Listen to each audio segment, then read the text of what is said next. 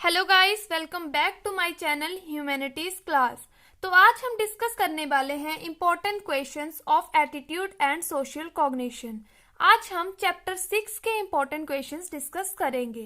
इसमें सबसे पहला जो क्वेश्चन आता है वो है what is attitude, what are the components of attitude.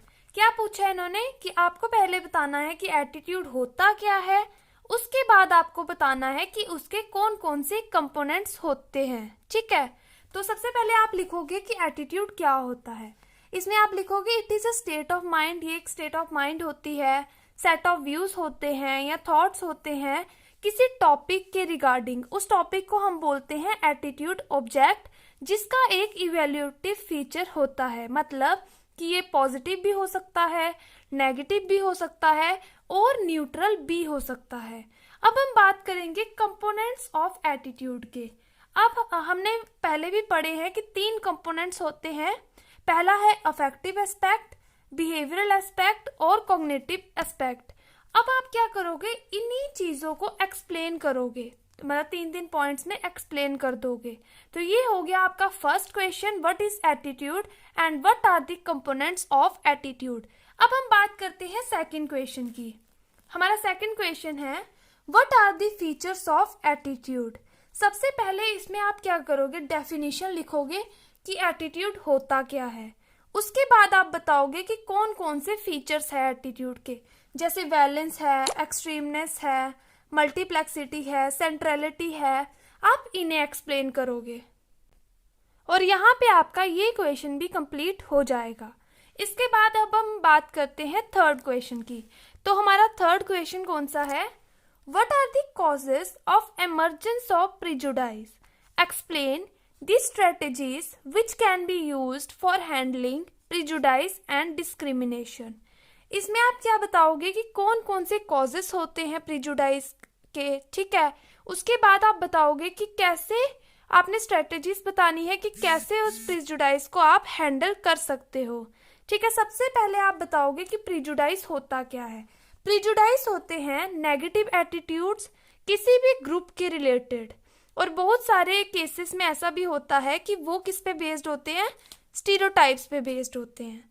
और एक स्टीरियोटाइप क्या होता है, स्टीरियोटाइप होता है cluster of ideas regarding the characteristics of a specific group. किसी ग्रुप के रिगार्डिंग कुछ क्लस्टर ऑफ आइडियाज किसी पर्सन ने अगर पकड़ के रखे हैं, उसे हम बोलते हैं स्टीरियोटाइप। अब हम बात करते हैं कि कॉजेस क्या होते हैं प्रिजुडाइज के। तो सबसे पहला कॉज है लर्निंग, दूसरा है a strong social identity, third है स्केपगोटिंग, फोर्थ है कर्नल ऑफ ट्रूथ और फिफ्थ है सेल्फ फुलफिलिंग प्रोफेसी। अब आपको इन सबको एक्सप्लेन करना है।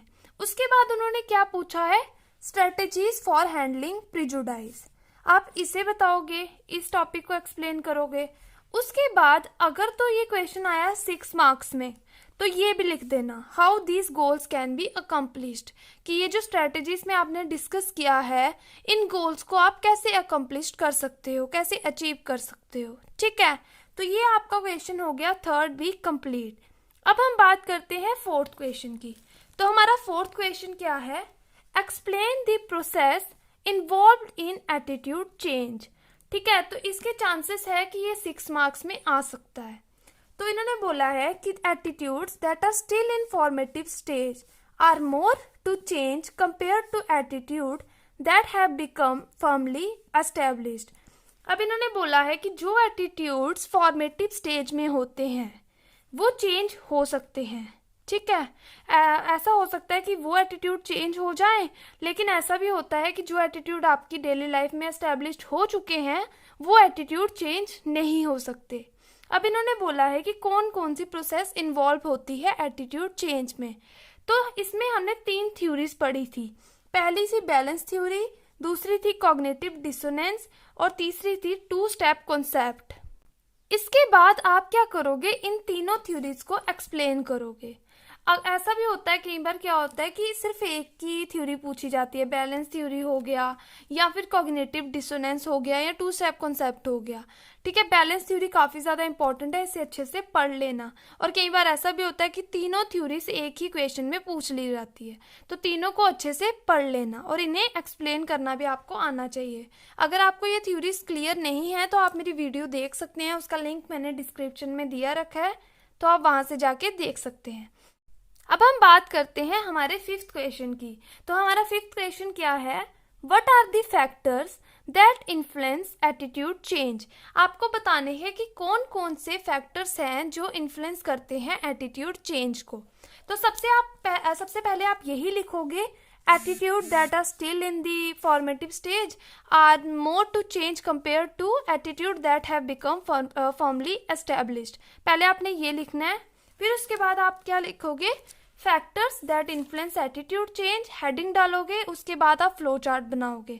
और ये जो फैक्टर्स है, characteristics of existing attitude, source characteristic, target characteristic और मैसेज कैरेक्टरिस्टिक, इसे आप एक्सप्लेन करोगे। अब हम बात करते हैं सिक्स्थ क्वेश्चन की। तो हमारा सिक्स्थ क्वेश्चन कौन सा है, ये है explain the process of attitude formation. आपको प्रोसेस बतानी है एटीट्यूड फॉर्मेशन की। इसमें सबसे पहले आप कैसे करोगे, पहले आप बताओगे कि डेफिनेशन ऑफ एटीट्यूड, कि एटीट्यूड होता क्या है, और ये आप उसमें भी बता सकते हो कि जो एटीट्यूड चेंज की प्रोसेस है उसमें भी आप एक्सप्लेन कर सकते हो।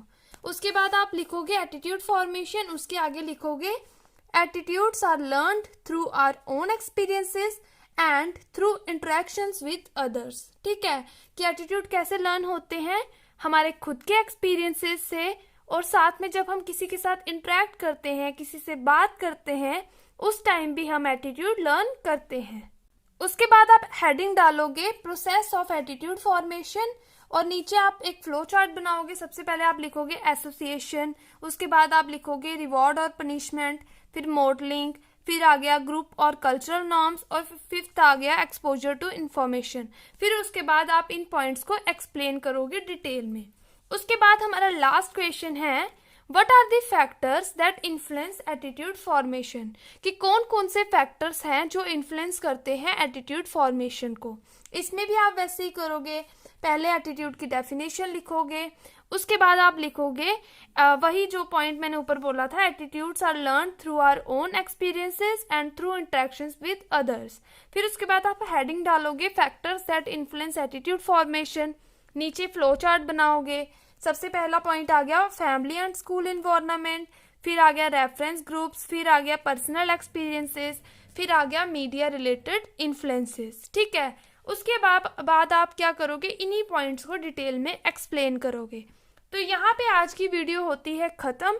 अगर आपको वीडियो अच्छी लगी हो, लाइक, शेयर और कमेंट करना ना भूलें, और साथ ही मेरे चैनल ह्यूमैनिटीज़ क्लास को सब्सक्राइब भी कर दीजिएगा। Thank you.